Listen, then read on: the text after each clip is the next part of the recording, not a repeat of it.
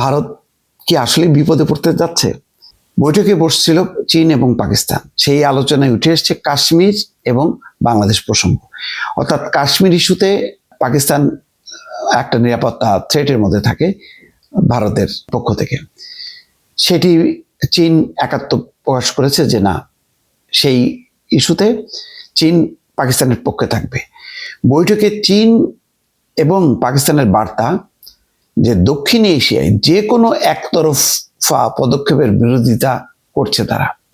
অর্থাৎ ভারত দক্ষিণ এশিয়ায় কোনো একতরফা সিদ্ধান্ত নিতে পারবে না। এইটা হচ্ছে চীন এবং পাকিস্তানের যৌথ বৈঠকের সিদ্ধান্ত। গুরুত্ব দিতে বলা হয়েছে চীন, পাকিস্তান এবং আফগানিস্তানের বিদেশ মন্ত্রীদের আলোচনাতেও। অর্থাৎ এখন চীন আফগানিস্তানকেও টেনে আনবে, ভারতের কোল থেকে টেনে এনে তারা আফগানিস্তানকেও সাথে নিতে চায়।